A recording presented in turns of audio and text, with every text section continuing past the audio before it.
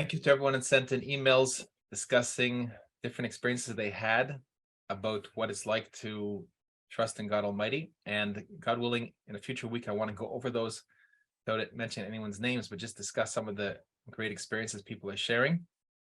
And today what we're going to do is we're going to take a look at the continuation of the amazing developments in the story of Yosef Atzadik, Joseph the righteous one.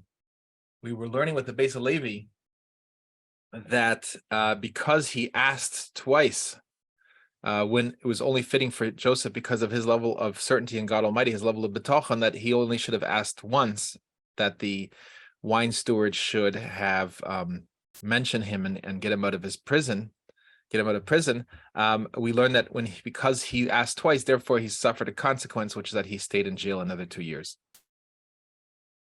Now, what happened after those 2 years? Let's take a look. We're going to see something really incredible that Beis HaLevi is going to discuss next in his guide for us in terms of how to have complete, and the importance of it, how to have complete certainty that God Almighty is taking care of us at every moment. So let's take a look over here. I want to give you, by way of background, what he's going to discuss. This is after the 2 years came to the pass at the end of the full 2 years that Paro had a dream, and he was standing by the Nile, and everyone knows this dream that he dreamt that there were 7 cows, very abundant looking cows, and then they were followed by 7 other cows that then were lean, and they swallowed up the first 7 cows. Then he had another dream about the sheaves of wheat and so forth. But let's take a look over this here. It says, and he says he saw these 7 good cows, the beautiful cows, the abundant cows, and he says after that,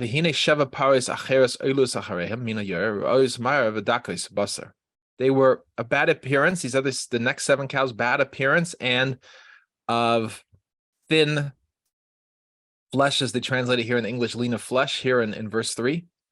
Now let's see what happened after he tried to get his advisors to explain it to him. They couldn't. They tell, oh, Joseph is in. There's this Hebrew lad. He is able to explain dreams, says the cup steward, the cupbearer of the king of Paro. And so Paro calls for him to be taken out of prison. He comes and Paro describes the dream to him. Let's look at verse 19 over here. He says, and he's now recounting the dream to Joseph. And he talks about the 7 bountiful cows. Then he talks about the 7 scrawny cows. He says, then after them were the 7 other cows. Dolis v'royus toyer, ma'id v'rakis basar. He says over here this word dolis here. And now that word was not actually in the first, when the Torah describes the dream, it did not have this word dalis, which means to be impoverished. We're going to see what that means in a second, the significance of this word. But all of a sudden he throws this word in over there, which was not in his dream at the first. Now, if we go down to when Joseph, the righteous one, Yosef Atzadik, verse 27, when he now repeats back an explanation to Paro. He says these 7 empty, so to speak, cows and bad that are coming after them, the second set of cows, and he leaves out this word dalis that Paro had inserted. So first dream doesn't have the word dalis. The dream when it happens does not have the word dalis. When Paro tells it over to Joseph, he inserts the word dalis. And when Joseph now repeats to Paro the dream with an explanation, he deletes that word that Paro had told him. So now let's go and see what the Beis HaLevi says about this and what we can learn from this. Really, really remarkable, beautiful. We're going to learn today something so special that we could all take to heart. So the title of this section in chapter 34 over here, which we hopefully can see on your screen right now, Lamed Dalet, it says, the title they put over here, Gadol b'tchene shel Yosef shehevin she'im Paro hit'iro simen hu b'shamayim shemezet titzmach lo Yeshua. The great certainty that Joseph had in that God Almighty is taking care of him, that he understood that if Paro was trying to trip him up, and cause him to err. That's a sign from heaven that from this trick, this attack on Yosef itself, would come the salvation. So let's see what the Beis HaLevi says in the explanation. Eight Sham. Let's look further. He says, since we're on the topic of Joseph, we see in Bereshis, the book of Genesis, chapter 41, verse 19. This is where Paro is explaining to Joseph, as relating to Joseph, the dream. Hine sheva paras acheres eilus achareim dalos v'royos teir ma'ed v'rakos basar. He then came after them 7 other cows, dalos, impoverished, bad appearance, very bad appearance, and emaciated, rakos basar, they're empty of flesh. Hine teir dalos. So Beis HaLevi now says the expression dalos lo niskar b'cholim klal. This word dalos, the dalay lamed vav tes, which means this impoverishment, was not mentioned in the dream at all. Rak paro hesif kain midate. Paro, how did this come then? The Paro now is saying this word because Paro is the source of this. He added this word from his own thinking. To test whether Joseph knew or didn't know. He threw in a little twist that was not a legitimate part of the dream. To test how much Yosef knew and is able to ascertain the truth and able to relate what the dream means. Therefore, when Yosef repeats back to Paro, he repeats it back, saying the 7 cows that are emaciated and bad of appearance, lo hiskelo dalas, and Yosef did not repeat back this word of this impoverishment. Because Yosef knew that this was not seen in the dream. Then from this, Paro understood that the Spirit of God Almighty was speaking through Joseph. Because Joseph was able to differentiate between what was true and what was not true, was able to perceive what was the actual dream, and not as Paro twisted it slightly in order to trick up Yosef.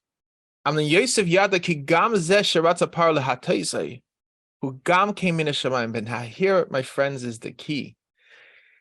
Yosef understood, says the Beis HaLevi. He knew that this also, that Paro wanted to trick him, to lead him astray, to confuse him. This was also from heaven. This was also from God. It was also from God Almighty, that he did not say, this guy's crook, this guy is, all these kind of things. He didn't go into a battle mode. He didn't go into fear mode. He didn't go into this guy's trying to trick me mode and seeing Paro as an independent threat against him, but rather he saw and understood that the fact that Paro was doing this to trip him up was itself from God Almighty. That the source of this happening had to be credited to its true source, and that's God Almighty. So he understood, why is God doing this for him? From this, he would understand the true interpretation of the dream. The kol hachatumim, because all the magicians of Egypt, Paro's advisors. We'll go to the next page over here. All his advisors, al sheva medinos, they explained, they interpreted the dream, talking about 7 nations. Because this is the way of dreams, that they don't come in an explicit way, but rather just in the way of riddle and mushal analogies. So therefore they said it can't be, since the way of a dream is not to be head on and to the point at hand, but rather to hint at things. So the fact that it's talking about cows and wheat and these kind of things, it's not really about food. It's really about 7 different countries, 7 different nations. But Yosef But Yosef, he interpreted the dream. He explained the dream that it's pointing to matters of food, of tavua, meaning to say tavua is talking about grains. It's talking about the produce of the field. And he understood that the dream was really about produce and food production and food, having the food, the feast and the famine of the food.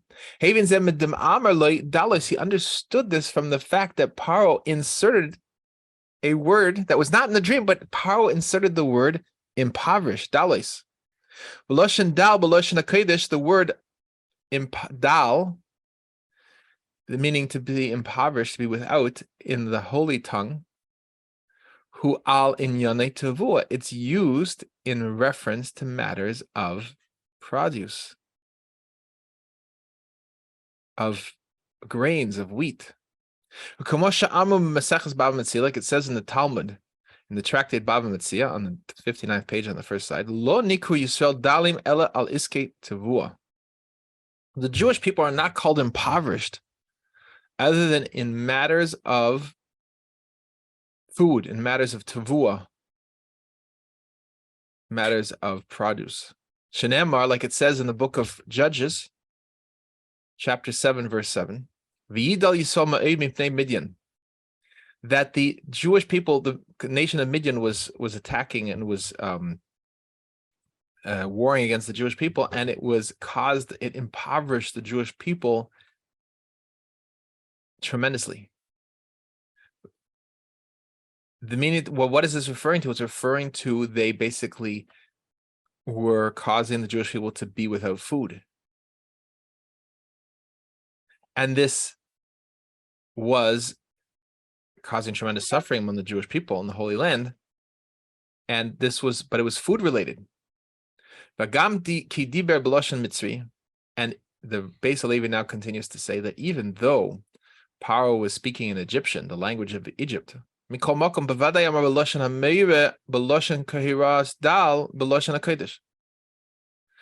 for sure, it's certain that he said in the language of Egyptian a word that points in that language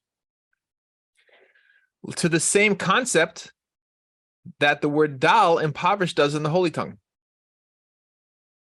From this, every single man could understand how much he needs to put his certainty in God Almighty. To such an extent that even if he's to see that his friend or his neighbor or this other human being wants to do bad to him, he is to understand that this is also from God Almighty. And this incident is only intended by God Almighty for his good. The recipient of this negative move against him, each one of us needs to see that this is from God Almighty and it's only meant for our good.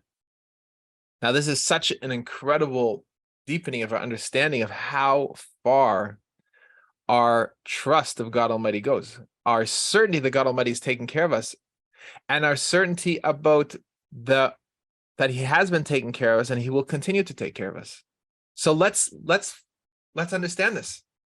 That means to say that in everything that's happening to me, even the things where a person clearly looks like he's doing something malicious, saying something malicious, doing something malicious, my job is to see how God Almighty is doing this for me.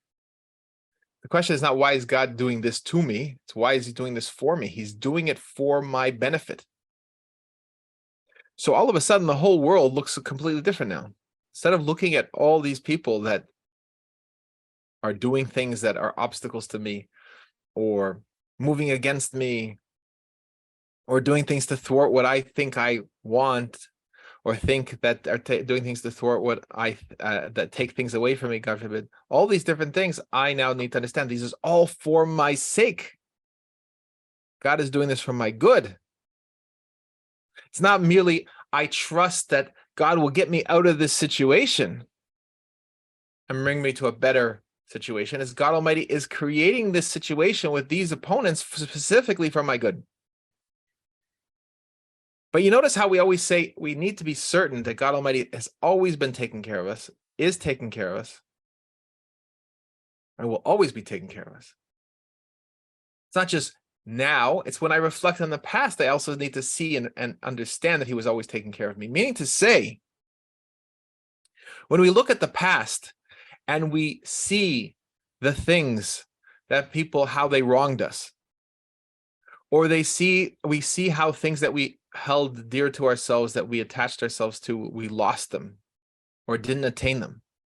And we can walk through life with this tremendous burden, pulling along this tremendous burden of all the wrongs done to us, all the things that were taken away from us. And we have, those are called resentments. We're walking with these resentments, we're walking with this unresolved grief over the things that we lost or the things that we didn't get. All this is weighing us down. But if we take stock and say, I see that God Almighty was doing this for my good, by definition, even though the other person was malicious in intent when he did that, he clearly said he was doing it for malicious intent. It's not just that, I maybe misunderstood him. I see he said, I'm going to block you from doing this. I'm going to take this away. Our job is to, I can now look back and see that everything that happened to me was God Almighty was doing it for my benefit, regardless of what the intention of the person doing it was. That's what the Beis HaLevi is telling us. So I can now let go of all that baggage from the past. Whatever happened to me or didn't happen to me, whatever I'm walking around thinking should have happened to me or should not have happened to me, and why did they do this, and why did they have this bad intention, all this ruminations and so forth, that can, the Beis HaLevi is telling me I can let that go. You could let that go also. There's no time, there's no experience in which God Almighty wasn't taking care of you and wasn't doing it for your good. And now we could look into the future. People are afraid of the future. What's going to be? People have bad intentions. There's bad people with bad plans, on so on and so forth. We can rest assured that God Almighty is whatever is going to happen, no matter how they're trying to trick me, all the psychological warfare. You see, Paro is throwing in a word to throw Yosef off track. Everything we're exposed to all day is things trying to throw us off track. And maliciously so in most cases, or many cases. Crafted specifically with the intention of throwing us off track. So we could preload our resentments and our fears about the future, what's going to happen, what's going to be. And the answer is, here we're seeing that the way Joseph is showing us how we're supposed to look at it is, God, this is from God. Whatever is going to be in the future is from God, and it's for my benefit. And therefore, I don't have to negatively anticipate any situation. Even if it's going to look, I'm thinking it's going to look differently than I would like to paint it, I don't have to fear that, because first of all, I don't know if it's going to come to be at all or partially or wholly the way I'm imagining it, or people are describing it. People are threatening it. And second of all, even if it does happen, however it's going to happen, God forbid it should happen the way some people want it to happen, but whatever's going to happen, I know that God Almighty is doing it for my benefit. So that gives us now, we can now relax about the future. We don't have to walk around tied in a knot, not about the past, not about what's happening to us in the present, and not about what we're anticipating for the future. Any questions? Feel free to email questions. And we're going to continue tonight. We have learning tonight, 8 o'clock. We're going to be learning Gate of Oneness. We're learning with the weekly Torah portion. Last week, we had a beautiful discussion of the Sfiras Omer, and God willing, we will see what's going to develop tonight. But all we know is that whatever happens tonight at 8 o'clock, God Almighty is doing for our benefit, and everything between now and 8 o'clock tonight is for sure for our benefit. Everything that happened before now is for our benefit, and everything that will happen after 8 o'clock is also for our benefit. So God bless you all. We'll see you soon.